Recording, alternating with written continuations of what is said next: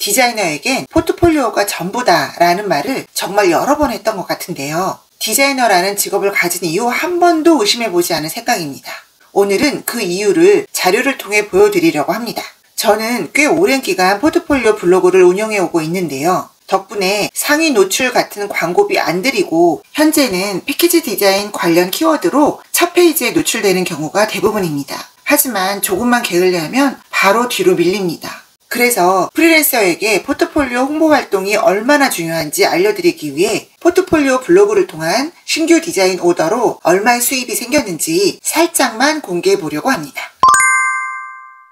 제 경험으로 포트폴리오 블로그 운영 방법 중에 첫 번째로 중요한 것은 꾸준함입니다. 조금만 게을리하면 검색에서 당연히 뒤로 밀리게 됩니다. 그리고 처음 시작할 때는 나의 블로그 주요 키워드를 띄우기 위해 더욱 꾸준함이 필요하겠죠. 그리고 이미지와 글을 적절하게 정성껏 포스팅해야 유리하더라고요. 이미지뿐만 아니라 진행 과정, 디자인에 사용한 방법 등등 여러 가지를 설명해 주는 것이 블로그에서 빨리 인정받을 수 있다는 경험을 했습니다. 다음은 시선을 끌고 작업을 돋보이게 할 수 있는 패키지 디자인 목업 작업 이미지입니다. 포트폴리오 SNS 활동은 나를 시장에 내놓는 것입니다. 소비자가 선택할 수 있는 이미지를 보여주어야 한다는 것이 정말 중요한 것입니다. 저는 처음 포트폴리오를 올린 시기를 찾아보니까 우와 2013년이더라고요. 처음 몇 년간은 목업 이미지를 할 것도 없이 별다른 설명도 없이 그냥 작업 이미지만 마구 올렸더라고요. 그때는 어떤 패키지 디자인 관련 키워드로 검색해도 절대 뜨지 않았습니다. 이후에 어느 때부터인가 정말 정성껏 목업 이미지를 만들고 글도 함께 포스팅하다 보니 노출 위치가 달라지는 것을 경험했습니다. 그리고 포트폴리오 블로그 운영 방법 또 한 가지는 일관성 있는 주제의 전문 블로그로 운영해야 한다는 것이었습니다. 저는 거의 대부분 패키지 디자인, 그래픽 디자인 주제의 포스팅만으로 블로그를 운영하고 있는데요. 그래서 사실 블로그를 운영해온 기간에 비해 이웃수나 하루 방문자 수가 많지는 않습니다. 무분별한 서로 이웃 신청도 받지 않고 있고 광고성 문구도 모두 차단해 놓았습니다. 저희 블로그 같은 경우는 불특정 다수가 필요로 하는 키워드가 아닌 디자인 관련 키워드만으로 방문이 이루어지고 있기 때문에 방문자 수에 비해 조회수가 많고 그 결과 하루에도 거의 3번 이상의 상담 전화 또는 메일을 받고 있습니다. 물론 모두 오더로 이어지는 것은 아니지만 나쁘지 않은 결과를 얻는 것은 사실입니다.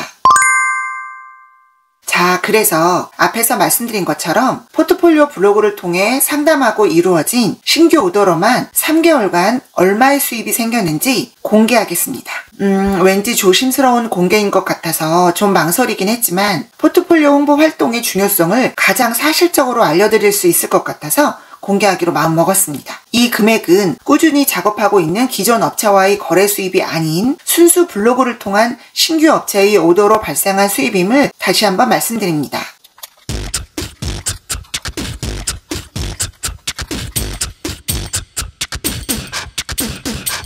물론 적다고도 많다고도 각기 다르게 생각하시는 분들도 있겠지만 수입 금액을 떠나서 오더를 따내기 막막한 프리랜서 디자이너들에겐 포트폴리오 SNS 활동이 얼마나 중요한지 알려드리고 싶었습니다. 취업을 준비하는 디자이너들에게 그 중요성은 당연한 것이고요.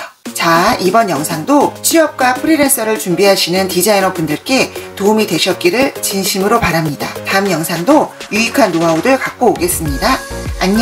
안녕하세요. 시안폭탄입니다. 오늘은 제가 초보 디자이너들에게 정말 많이 받는 실전 실무 질문 중에서 또 한 가지를 속 시원하게 알려드리려고 합니다. 그것은 실수하면 정말 끝장나버리는, 하지만 인쇄와 후가고 디자인 시에 꼭 필요한, 체크를 해야 하나 말아야 하나 정말 고민되는 바로 오버프린트 지정 노하우와 반드시 주의해야 할 점에 대해서 꼼꼼히 알려드리겠습니다.